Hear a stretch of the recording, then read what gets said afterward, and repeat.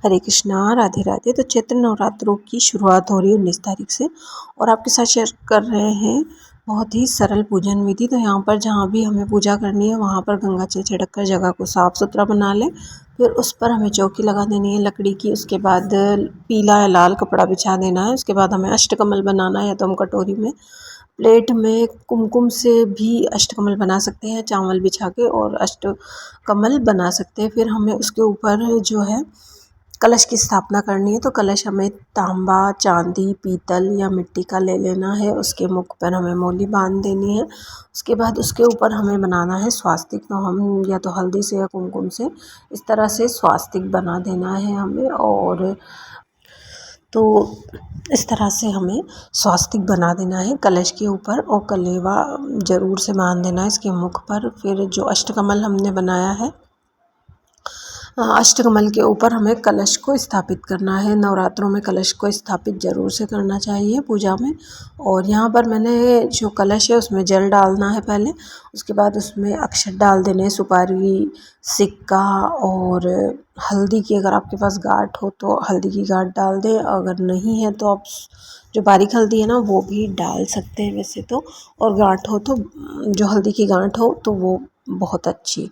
तो उसके बाद मैंने इसमें जल भर दिया और सिक्का सुपारी डाल दी। और फिर हमें अशोक या आम के पत्ते डालने हैं, मतलब रखने हैं कलश में। तो यहाँ पर मैंने अशोक के पत्ते लिए। हमारे यहाँ जो नवरात्रि की पूजा होती है उसमें जो है इन्हीं की पूजा होती है, इन्हीं पत्तों की पूजा होती है देराड़ी के रूप में।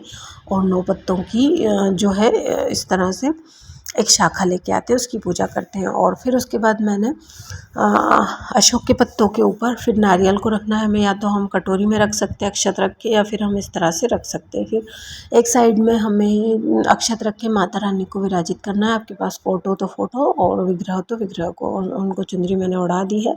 उसके बाद हमें प्लेट में या फिर नीचे, तो हमें अगर अखंड जोत जला रहे हैं तो डायरेक्ट हमें नीचे नहीं रखनी है, किसी भी बर्तन में अक्षत फूल रख के और फिर ही हमें जोत रखनी है। तो यहाँ पर मैंने एक पीतल की कटोरी में अक्षत रख के और जो है दीप प्रज्वलित कर ली। यहाँ पर हम जो हम अखंड जोत जलाएंगे वह तिल के तेल या फिर घी की जला सकते हैं।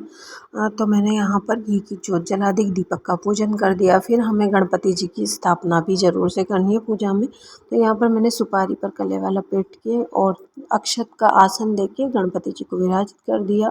सबको स्नान स्वरूप पुष्प से जो है जल समर्पित कर दिया। और है ना, नवरात्रि में हम ज्वारे भी बाते हैं बहुत सारे लोग, जैसे खेतड़ी लगाते हैं। तो हमें शुद्ध मिट्टी और गेहूँ या जौ लेके और एक मिट्टी के पात्र में ज्वारे लगा देने हैं, अगर आप लगाते हो तो।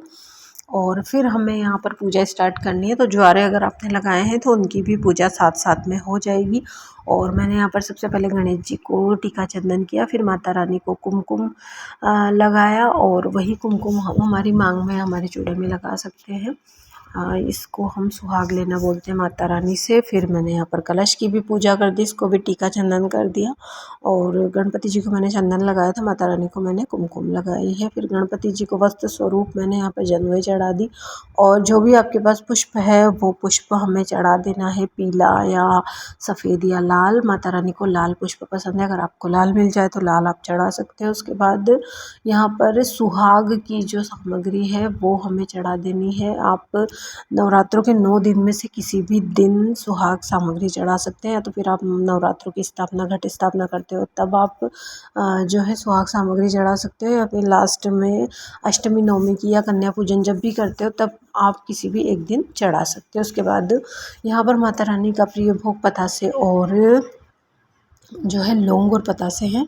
तो यहाँ पर मैंने पहले गणपति जी को पतासे का भोग लगाया, उसके बाद कटोरी में लौंग रख के, पतासे रख के माता रानी को अर्पित किए। फिर यहाँ पर पंचमेवा हमें चढ़ा देना है, अगर आपके पास हो तो। और मौसम का कोई फल जो भी उपलब्ध हो वो आपको माता रानी को अर्पित करना है और गणपति जी को। और यहाँ पर उसके बाद मैंने जैसे संकल्प अगर हमें लेना है, नवरात्रि के 9 ही दिनों की हम व्रत कर रहे हैं, तो हमें नाम गोत्र बोल के और बोल देना है कि हम ये व्रत इतने दिनों तक कर रहे हैं, इस तरह से कर रहे हैं, और सब हम आपको समर्पित करते हैं या आपकी की प्रसन्नता के लिए कर रहे हैं। इस तरह से हम संकल्प हमें ले लेना है व्रत का। अगर हम व्रत कर रहे हैं, अगर नहीं कर रहे हैं तो सिंपल से हमें कहानी वगैरह सुन लेनी। और फिर अगर आप नवग्रह की स्थापना करना चाहते हो, जैसे जो धातु के भी आते हैं नवग्रह, और अगर आपके पास नहीं है तो इस तरह से 3-3 की लाइन बनानी है। यहाँ पर थोड़ी सी जगह कम थी तो मैंने इस तरह से बना दी। तो यहाँ पर 3-3-6-3 9 ग्रह होते हैं ना, तो इस तरह से एकदम मतलब थोड़ा सा देखने में भी अच्छा लगता है, इस तरह से बनती है। और इस तरह से सुपारी हमें रख देनी है नवग्रह में। अब मैंने एक सुपारी रख दी। उसके बाद दक्षिणा हमें रख देनी है। दक्षिणा हमें ज़रूर से रखनी है किसी भी पूजा में। दक्षिणा अगर हमारे जो भूल चूक होती है ना, उसके लिए हमें दक्षिणा ज़रूर से रखनी है। माता रानी की पूजा में दक्षिणा जो रखी है हमने, वो हमें किसी को देनी नहीं होती है। अगर हमें दान के रूप में निकालनी है तो हम अलग से रख सकते हैं, अलग से निकाल सकते हैं। और फिर यहाँ पर हमें जो है नवरात्रों में हवन ज़रूर से करना है। सुबह शाम हमें पूजा करनी है। तो यहाँ पर गाय के जो गोबर के कंडे मैंने लिए हैं और उसको मैंने यहाँ पर कपूर रख के और हमें जला देना है। उसमें हमें आहुतियाँ देनी है। तो ओम दुम दुर्गे नमः का जाप करते हैं हमें आहुति हम दे सकते हैं। जो हवन की सामग्री होती है वो मार्केट में आसानी से मिल जाती है, तो वो हमें ले लेनी है। गूगल भी से भी बहुत अच्छी खुशबू आती है, तो वो भी हम हवन में इस्तेमाल कर सकते हैं। तो ये चीज़ें हमें मंगवा लेंगे। उसके अलावा जो पताशे हैं और लौंग है, लौंग को हमें जोड़े से इस तरह से अग्नि में प्रज्वलित करना है। पताशे का भी अग्नि में भोग लगाना है, क्योंकि जो अग्नि होती है वो देवताओं का मुख होती है, और इसमें जो चढ़ाया गया सामान वो सब डायरेक्ट देवताओं को प्राप्त होता है। और उसके बाद आप अगर कोई राम चालीसा मतलब रामचरितमानस या दुर्गा सप्तशती या फिर दुर्गा चालीसा, जो भी पाठ आप करते हैं नवरात्रों में, वो आप कर सकते हैं। तो यहाँ पर मैं सिर्फ दुर्गा चालीसा ही पढ़ती हूँ। तो इसमें विंध्येश्वरी स्तोत्र है और दुर्गा चालीसा है, तो ये दोनों में पढ़ती हूँ। बाद में जो आरती है अम्बे गौरी, वो हम बोल सकते हैं, वो हमें कर लेनी है। आरती कर लेनी है अच्छे से, हवन वगैरह सारा कंप्लीट करके, और फिर हमें आरती कर लेनी है यहाँ पर आरती बोलते हुए। और फिर हमें आरती को ठंडा कर देना है, मतलब जो पुष्प है उससे चारों तरफ घुमा लेनी है।